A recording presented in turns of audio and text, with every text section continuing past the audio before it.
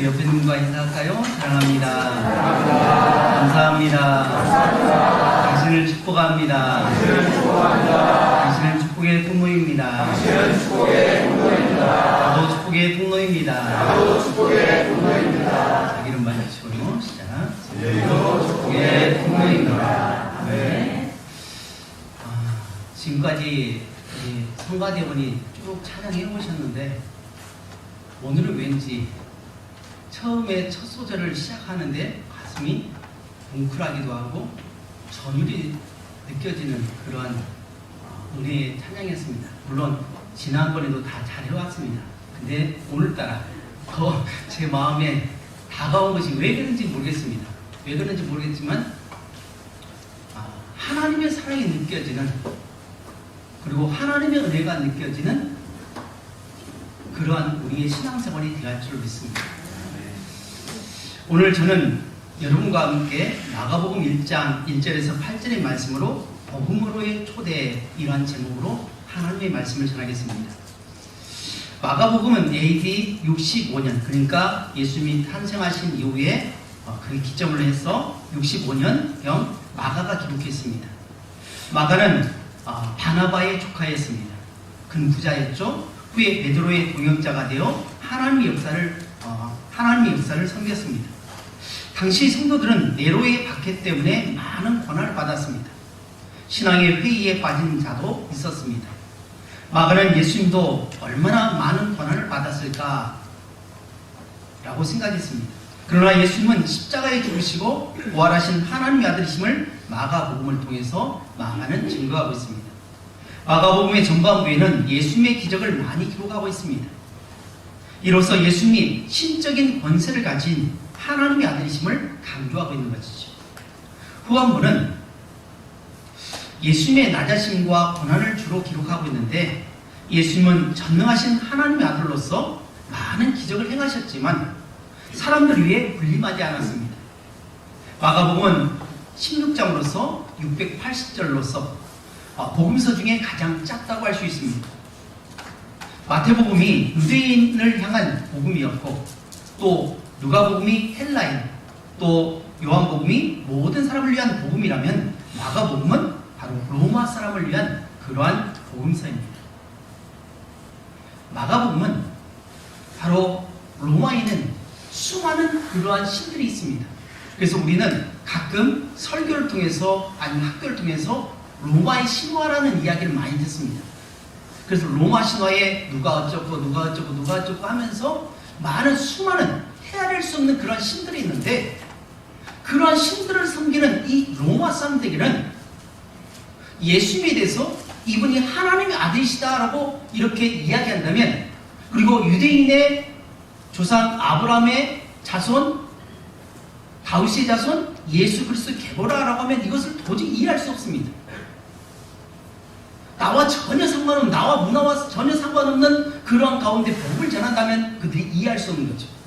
만약 제가 여러분에게 저의 족보에 대해서 쫙 해서 시작부터 해가지고 저의 5일 때까지 28때까지 쭉 나열한다면 여러분 이해하겠습니까? 전혀 이해할 수 없는 거죠. 목사님 무슨 통단지 같이 자기 족보를 얘기해? 지금 뭔 얘기하고 있는 거야? 라고 하면 그렇게 받아들이지 않겠습니까? 바로 로마 사람들은 수많은 신들을 섬겼습니다. 그러면 예수 그리스도를 증거하는 방법은 무엇일까요? 예수 그리스도에 대해서 증거하는 방법은 수많은 신들이 있지만 그 중에 유일하신 그리고 능력이신 분이 예수입니다. 하나님의 아들이라고 하는 것을 드러내기 위해서 어떻게 하냐? 계속해서 기적에 대해서 이야기합니다. 수많은 기적을 일으키면서 이러한 기적을 일으키신 분이 하나님의 아들 예수 그리스도다라고 하면서 이분을 믿어야만이 구원을 얻는다라고 하면서 그들의 가슴에 다가서는 거죠.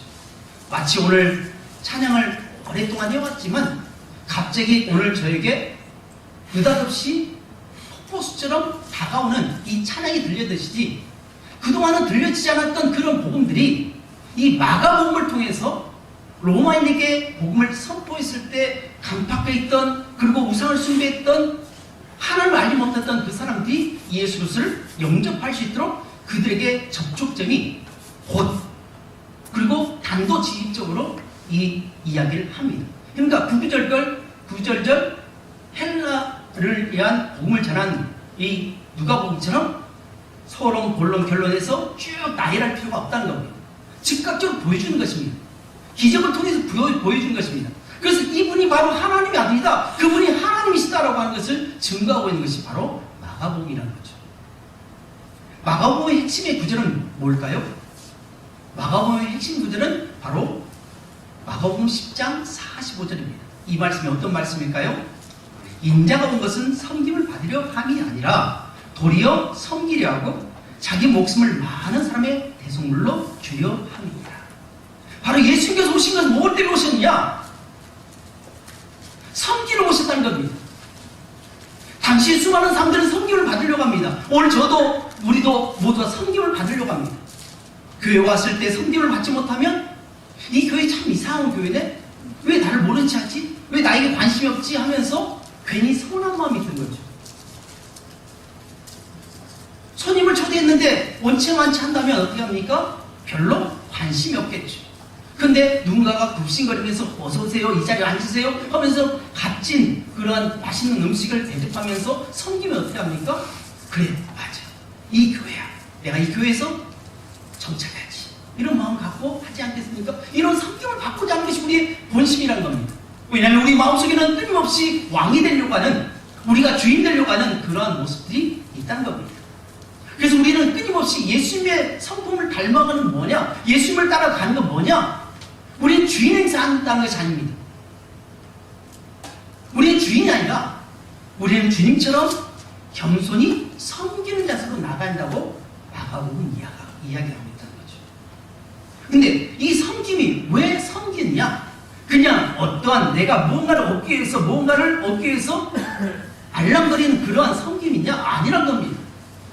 이 섬김은 도리어 섬기려 하고 자기 목숨을 누구에게요? 많은 사람에게 뭘로요? 대속물로. 많은 사람들을 대속물로 섬기려 하기 때문에 예수님께서 이 땅에 오셔서 십자가에 못 박혀 죽으셨다는 겁니다. 사랑하는 여러분, 우리는 그 은혜를 받고 오늘 이 자리에 와 있습니다. 우리는 이 예수님을 우리 믿습니다. 그럼 우리도 예수님처럼 섬기는 자세로 살아가기를 주님의 이름으로 축복합니다. 그래서 여기 보면 겸손히 주를 섬기다 합니다. 그냥 표가 그냥 나온 것이 아니죠. 겸손히 주님처럼 겸손히 섬기는 그러한 저와 여러분 되시기를 주님의 이름으로 축복합니다. 예수님이 오신 것은 섬김을 받으러 온 것이 아니라 도리어 섬기려 하고 자기 목숨을 많은 사람의 대속물로 주려 하기 위해서 오셨다는 겁니다. 다시 말해서 죽기 위해서 오셨다는 겁니다. 예수님의 목적은 영광을 받기 위해 오시지 않았습니다. 그래서 많은 사람들이 호산나 호산나 다윗의 자손이여 우리를 구원하소서, 모든 것이 목적이 뭡니까? 나 좀 구해달라는 것입니다. 지금 로마의 압제로부터 있는 우리들 좀 구해달라고, 나를 좀 봐달라는 것입니다. 그 예수를 그토록 원했지만 예수님은 그렇게 오지 않으셨죠. 오히려 힘없이 십자가에 못 박혀서 매를 맞고 채찍에 맞고 조롱을 당하고 침뱉음을 당하고 벌거벗겼습니다. 완전히 발가벗겼습니다. 건강한 청년이 많은 대중들 앞에서 발가벗겨서 십자가를 못 박겠다고 생각한다면 얼마나 추하겠습니까? 얼마나 조롱거리가 되겠습니까? 왜 그런 조롱을 당해야 할까요? 예수님이 조롱당하신 이유가 뭘까요? 이유는 바로 나 때문입니다. 저 때문에 그렇습니다. 내 죄악 때문에 그렇습니다. 우리가 죄를 회개하지 않으면, 우리가 주님 앞에 나가지 않으면, 하나님 앞에 내 죄를 토설하지 않으면, 예수 그리스도로 말미암아 죄 씻음을 받지 못한다면 우리 결국 어떻게 하냐? 하나님 앞에 섰을 때에 당신이 몇 월 며칠 몇 시에 어떤 일을 했다 하면서 수많은 죄가 우리를 지적하게 될 것입니다. 이것을 덮어주기 위해서 오셨다는 겁니다. 이 죄를 씻어주기 위해서 우리 주님이 오셨다는 겁니다.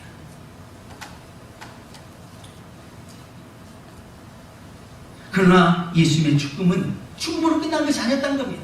만약 죽음으로 끝났다면 우리에게는 희망이 없습니다. 왜요? 무덤가에 있기 때문에 슬픔에 잠겨 있어야만 합니다. 엉엉 울면서 매일매일 슬퍼해야만 합니다. 그런데 어떻습니까? 죽은 자 가운데 사흘 만에, 3일 만에, 그래서 우리가 3일장을 지내지 않습니까? 3일 만에 완전히 끝나서 썩어져 문드러진 그 죽음 가운데서 당당하게 말씀하신 대로 살아나셨다는 겁니다. 이것이 바로 부활의 예수입니다. 여러분, 부활의 예수를 믿으십니까? 우리는 이 예수를 믿기 때문에 때로는 우리가 고통을 당하고 허리도 아프고 무릎도 아프고 뼈마디가 쑤시고 머리가 지근지근 아프고 해결할 수 없는 그런 많은 문제들 가운데 있지만 우리는 그 가운데서도 희망을 갖는 것은 병든 몸으로 부활하는 것이 아니라 새로운 몸으로 부활하게 된 것입니다. 변화산에서 나타나신 예수님, 당시에 최고의 하얗게 되는 것은 빨래를 해서 하얗게 된, 그 당시 표현으로 하면 아주 획기적인 표현인데, 빨래한 것보다 더 하얗게 이루 말할 수 없는 그런 광경의 모습으로 우리는 화려하게 부활하게 될 것입니다. 부활의 첫 열매가 되셨습니다. 이 부활의 첫 열매가 되신 예수님께서 바로 나의 하나님이심을 믿으시기 바랍니다. 이분이 바로 나를 위해서 섬기고 오신 분이라는 겁니다. 그러나 예수님은 사단에 대해서는 영원한 승리가 되었습니다. 중으로 끝날 줄 알았습니다. 그런데 부활하셨습니다. 살아나셨습니다. 하늘로 승천하셨고 다시 재림하실 것입니다. 그래서 우리는 대림절 절기를 지키고 있는 것입니다. 초림 예수를 기다렸던 당시의 시대, 예수님께서 오신다는 그런 것들을 기다렸던 그 기다림이 오늘 우리는 다시 오실, 심판자로 오실, 승리자로 오실 예수님을 기다리고 있습니다. 때로는 우리가 고통을 당하고, 때로는 우리가 슬픔을 당하고, 눈물 지으면서 어찌할 바 몰라 하면서 그렇게 살아갈 그러한 힘없는 우리들에게 승리자로 오시는 그 주님을 바라보며 나가는 절기가 바로 대림절기입니다. 이 대림절 기간에 어떻게 할까요? 우리는 날마다 목욕제를 해야 됩니다. 우리 과거에 우리 어르신들, 우리 어머니들, 할머니들 보면 어떻게 합니까? 제사 지내면 새벽에 목욕합니다. 찬물로 목욕하는 거죠. 목욕제기 하고 나서 옷을 새로 갈아입고 제사 지내는 그런 모습처럼 우리는 날마다 예수 그리스도의 보혈에서 씻음을 받게 됩니다. 날마다 예수 그리스도를 통해서 세마포를 빠는 그러한 정결한 신부들이 바로 하나님 앞에서 이제 천국에서 혼인잔치, 그래서 성경에는 혼인잔치, 혼례의 그러한 이야기를 하는 이유가 바로 그것입니다. 우리 모두는 신부입니다. 남자든 여자든 상관없습니다. 우리는 남성, 여성이 있지만 두 가지 성을 가지고 있지만, 육체에게는 두 가지 성이 있지만 하나님 나라에서는 성이 없습니다. 신랑 되신 예수님과 모든 신부들이 혼인잔치한 것입니다. 그래서 그것을 영원토록 신혼생활하는 것이 바로 우리의 영원한 천국의 삶이라는 겁니다. 사랑하는 여러분, 혹시 신부 중에 내 신랑 때문에 실망한 분 있습니까? 기대를 가지십시오. 지금은 실패했을지 모르지만, 지금은 마음에 안 들지만, 영원한 천국에서 예수님을 만날 것입니다. 사실은 결혼한다는 것은 나중에 하나님 나라에서 결혼을 위한 준비 기간이죠. 남자의 마음을 알고 아내의 마음을 알고 서로 만나는 그런 가운데 그런 준비를 하는 거죠. 또 교회 생활이 무엇입니까? 천국을 경험하는 겁니다. 가정에서 천국을 경험하는 것이고, 또 교회 안에서 천국을 경험하는 맛배기를 본 사람이 엿을 사먹는 것처럼 바로 천국의 기쁨을 가지고 하루하루를 감사하며 살아가신 주님을 축복합니다. 오늘 말씀은 예수님이 하나님의 아들로서 어떻게 복음의 역사를 시작하셨는가를 가르쳐 줍니다. 우리 1절 다 같이 읽겠습니다. 시작. 하나님의 아들 예수 그리스도의 복음의 시작이다. 아멘. 복음은 유앙겔론이라는 그런 단어를 쓰고 있습니다. 이것은 영어로 굿뉴스입니다. 우리말로 좋은 소식, 복된 소식입니다. 그래서 우리는 복음이라고 말합니다. 로마교회의 복음의 시작이라는 것은 복음으로의 초대의 시작이라는 겁니다. 자, 오십시오. 복음으로 오십시오라고 초대하는 것입니다. 지난 주에는 뭐였죠? 사명으로 초대했죠. 그래서 모세를 사명으로 초대했듯이 지금은 복음으로 초대입니다. 구원으로 초대입니다. 당시에 이 요한계시라는 단어는 그냥 단어가 아니었습니다. 로마 제국을 계승할 왕의 후손이 태어나거나 혹은 새로운 황제가 등극했을 때 유앙겔리온 하면서 기쁜 소식을 전했던 것이 바로 유앙겔리온이라는 단어입니다.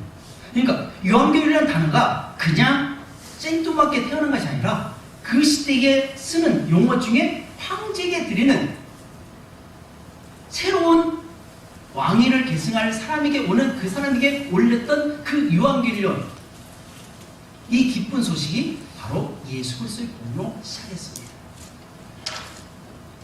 그때 사람들이 그렇게 말했습니다. 새로운 황제가 새로운 세상을 만들어줄 것이라고 기대했습니다. 어느 나라나 새로운 지도자가 세워지게 되면 기쁘고 또 기대감이 많이 생깁니다. 본문에 하나님 아들 예수 그리스도의 복음의 역사가 어떻게 시작되었느냐, 오늘 4절 말씀에 보면 먼저 세례요한이 광야에서 죄사함을 받게 하는 회개세를 전파했다는 것입니다. 이런 선지자 이사야의 예언을 성취하는 것이었습니다.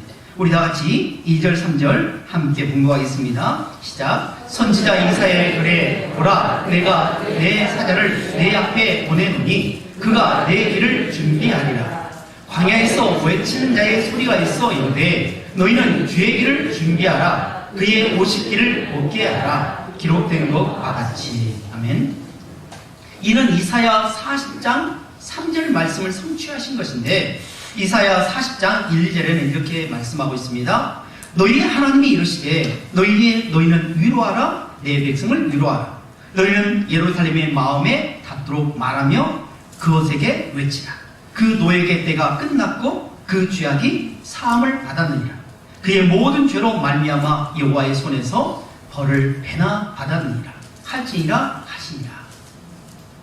예수님께서 오시기 전 BC 586년에 남유다는 죄악 때문에 바벨론에 끌려가게 되었습니다. 그리고 70년 동안 노역을 했습니다. 다시 말해서 포로 생활했습니다. 그 노역의 때가 끝나고 죄값을 치르고 예루살렘으로 돌아옵니다.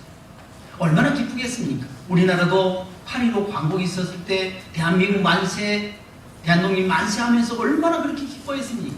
저는 그 자리에 없었습니다. 왜냐면 안 태어났기 때문에. 그렇지만 영화를 통해서, 기록을 통해서, 뉴스를 통해서 볼 때 얼마나 그렇게 기뻤던지 모든 사람들이 다 모든 걸 내려놓고 거리 나와서 환호성을 불렸던 그러한 것들을 보게 됩니다. 그러니 더 이상 슬퍼하지 말고 백성들을 위로하라고 말씀하고 있습니다. 광야를 통해서 돌아오기를 예비하라고 말씀합니다. 예수님을 통해서 이루실 복음의 역사도 이와 같다는 것입니다. 우리는 죄로 말미암아 포로와 같습니다.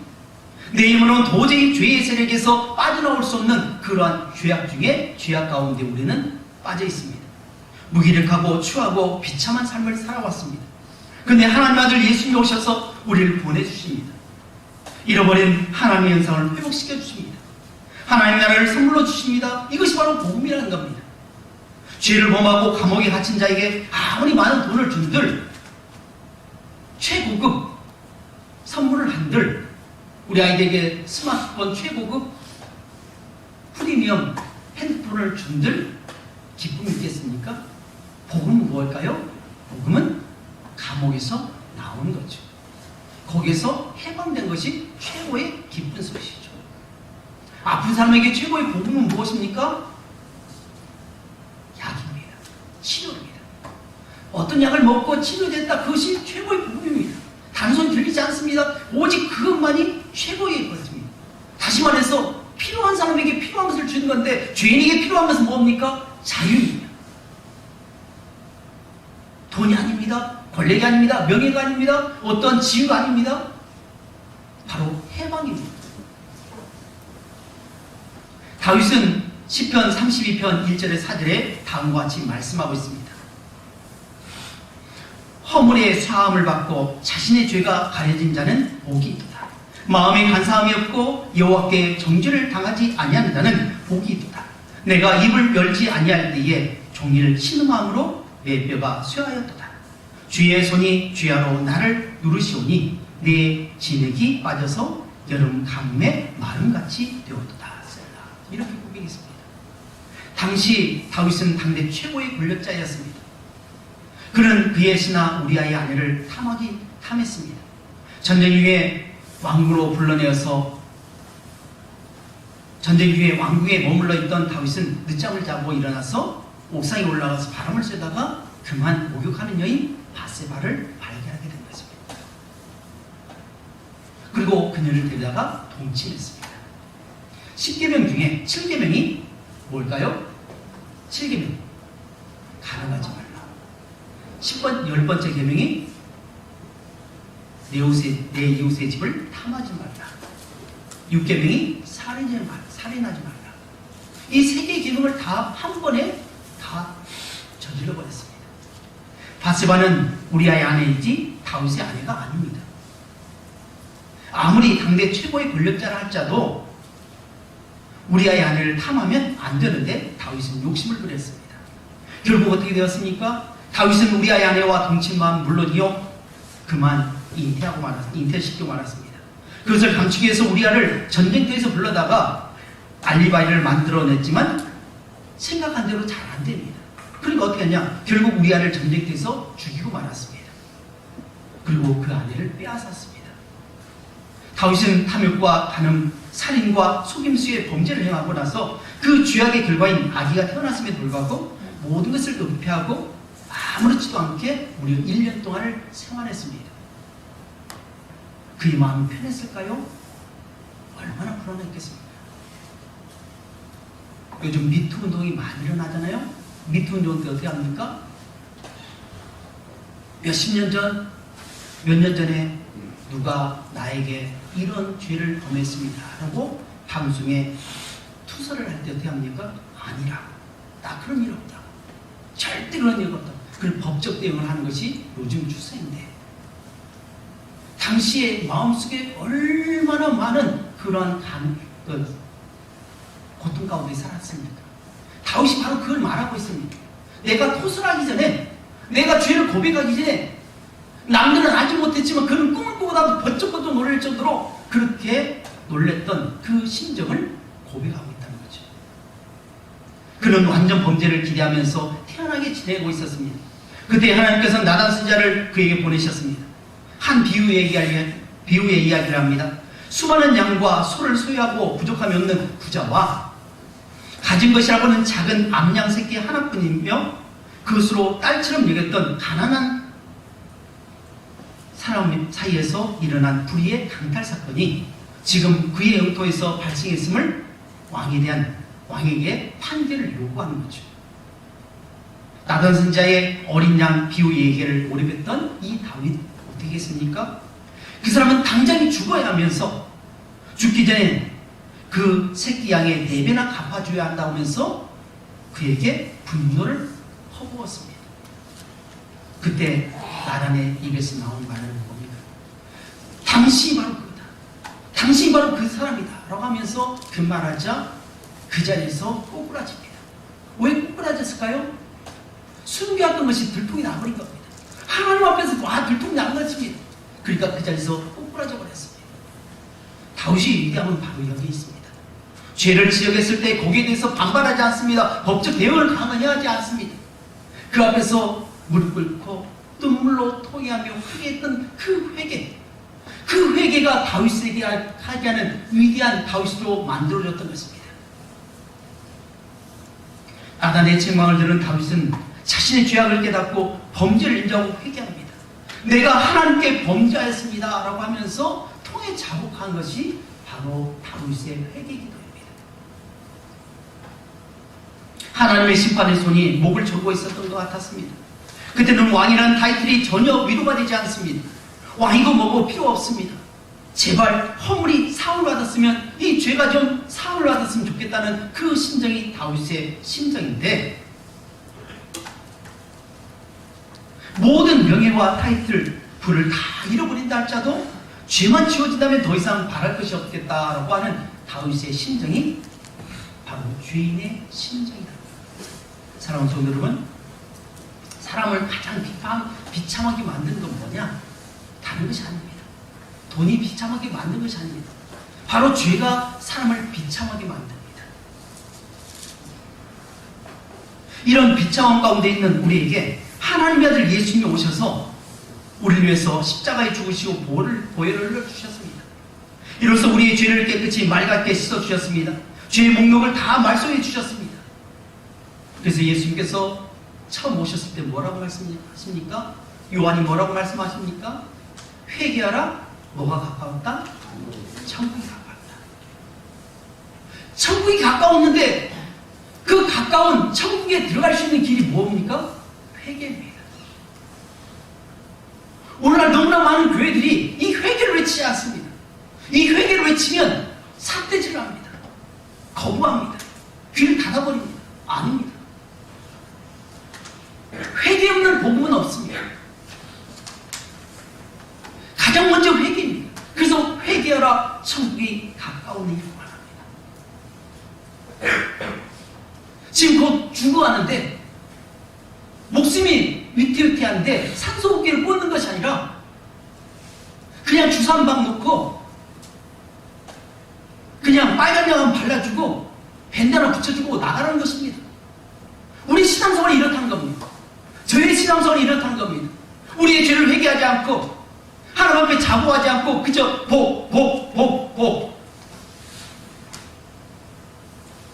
복만을 받으려고 합니다. 복을 받기 위해서 어떻게 합니까? 그 안에 있는 것을 다 비워야 됩니다. 많이 받으면 받을수록 어떻게 합니까? 거기 안을 완전히 비워야 됩니다. 비우지 않고는 그 안에 채워질 수 없습니다. 죄악으로 가득 찬 그곳에 채워지지 않기 때문에 어떻게 합니까? 회개해야 된다는 것입니다. 그래서 예수께서 복음의 시작이라고 말씀하시면서 회개하라고 말씀합니다.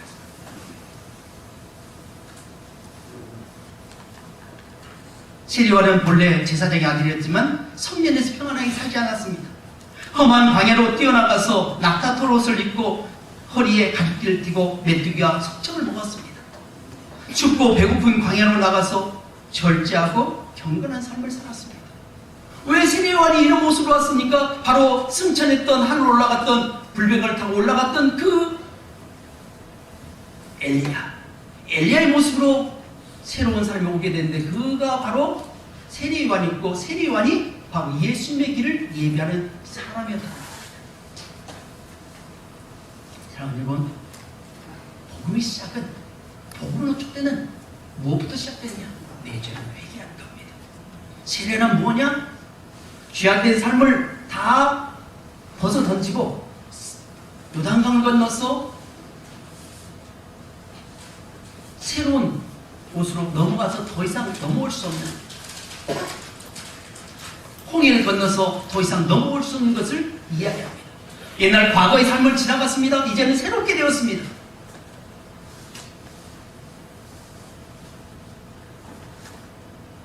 그래서 고린도후서 5장 17절에 이렇게 말씀합니다.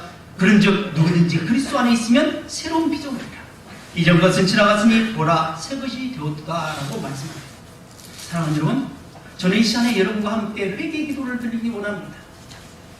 저의 기도를 드릴 것이고 여러분의 기도를 드릴 것입니다.